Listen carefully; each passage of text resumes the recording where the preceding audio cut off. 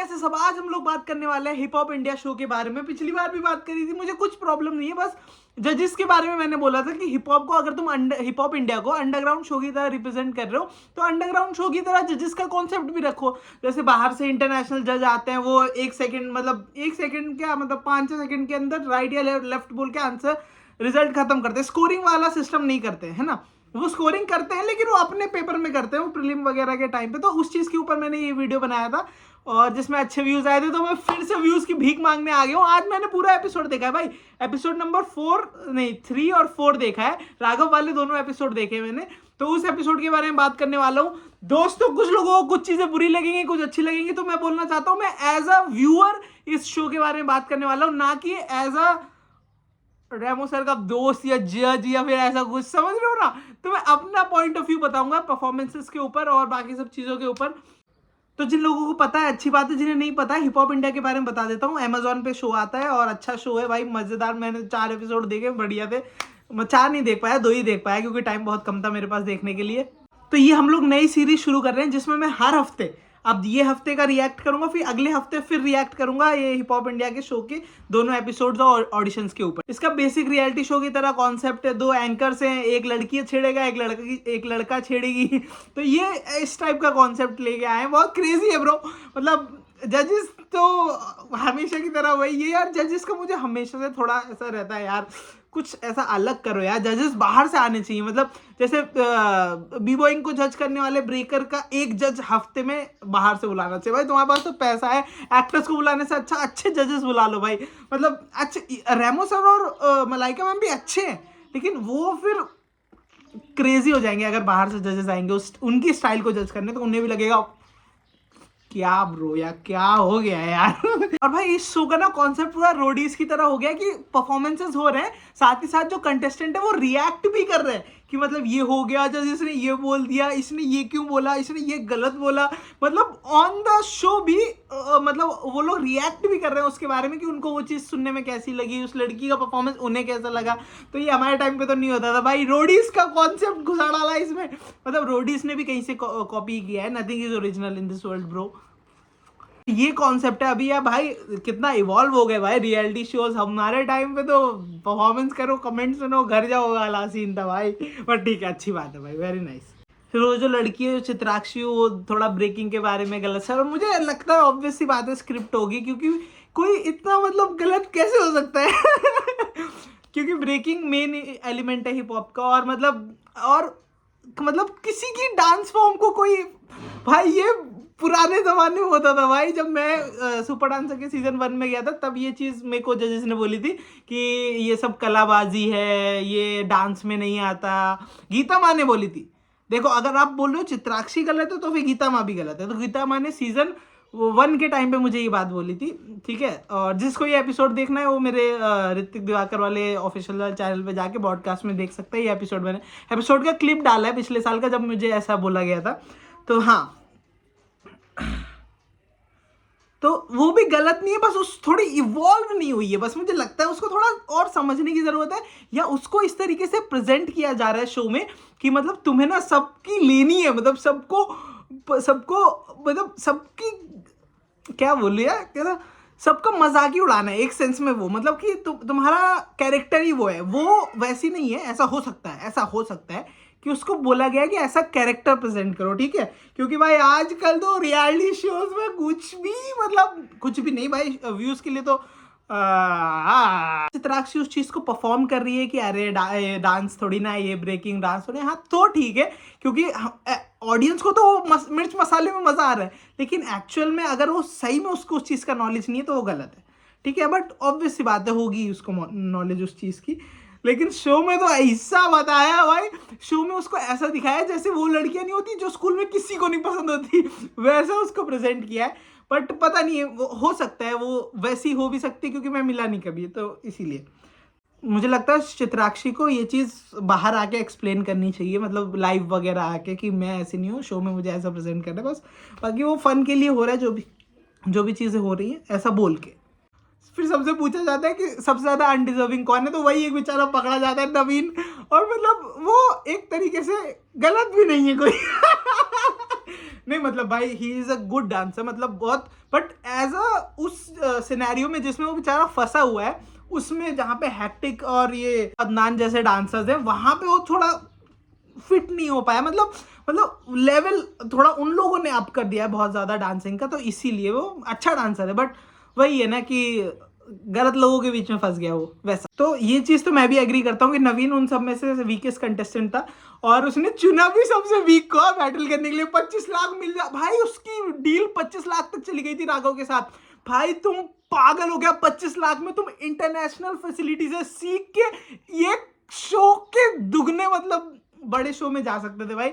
लेकिन ये मुझे वो अच्छा मूव नहीं लगा, यहां से मुझे पता चल गया ये वीकेस्ट क्यों है। इस डिसीजन से पता चला कि ये वीकेस्ट क्यों है शो में।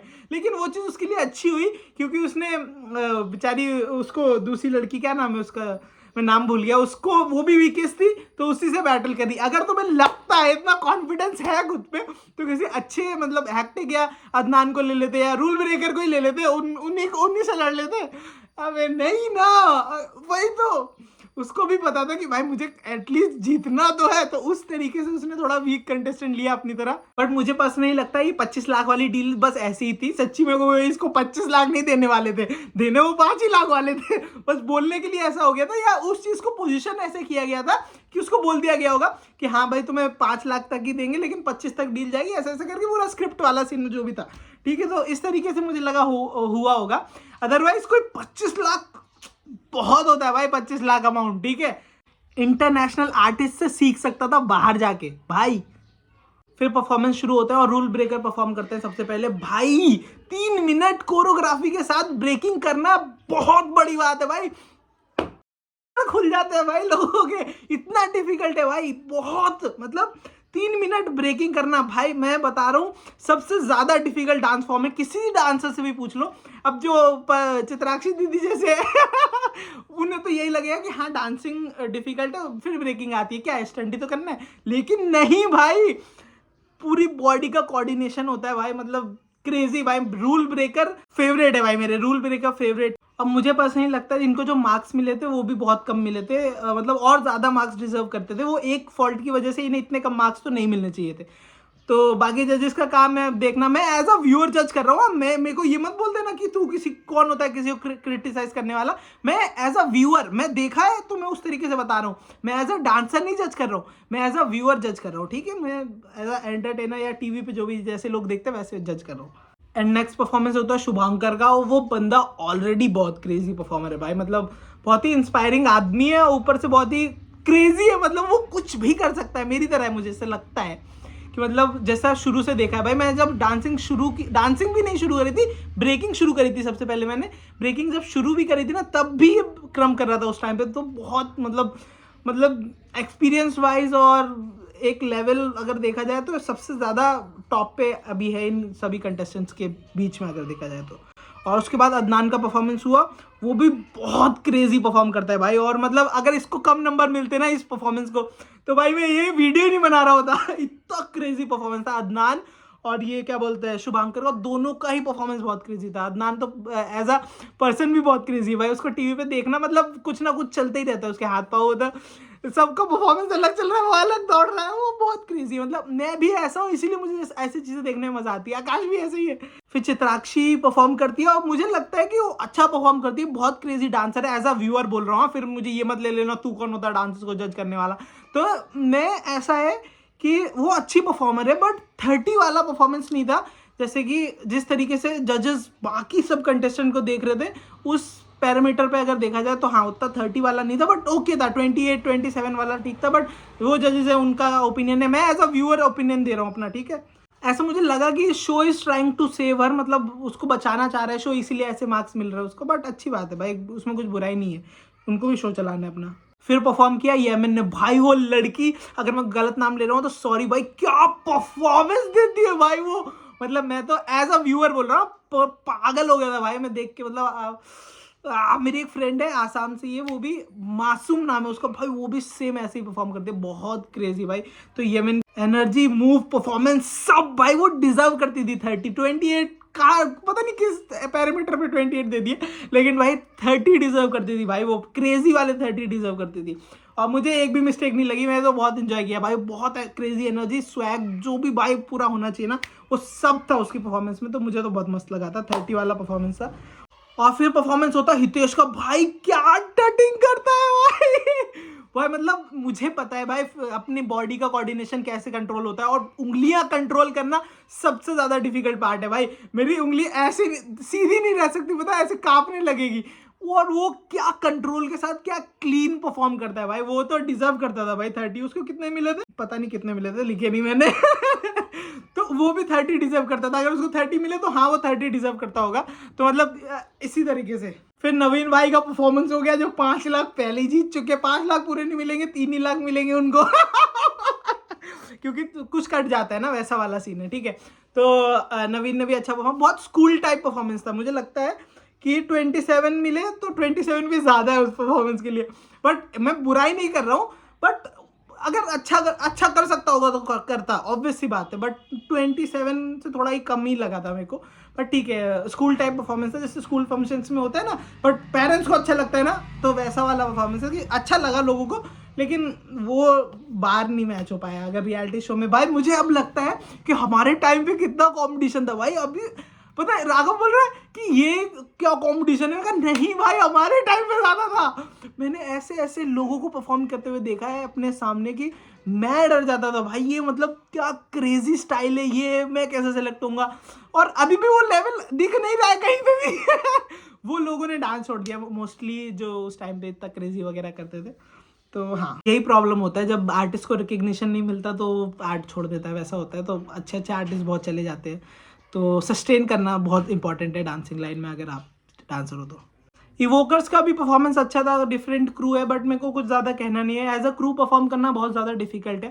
तो अच्छा ही था उनका परफॉर्मेंस भी, इवोकर्स का भी, बट कुछ स्पेशल नहीं लगा। मैं एज अ व्यूअर बता रहा हूँ, कुछ स्पेशल नहीं लगा, ठीक था, मस्त था परफॉर्मेंस। रंजीत ने परफॉर्म किया, उसका स्टाइल और पॉप बहुत क्रेजी था, 30 डिजर्व करता है भाई, वो क्रेजी आदमी था भाई। 30 पॉपिंग में भी बहुत मेहनत लगती है भाई, पॉप करना और पॉप को सस्टेन करना, एक ही स्टाइल भाई।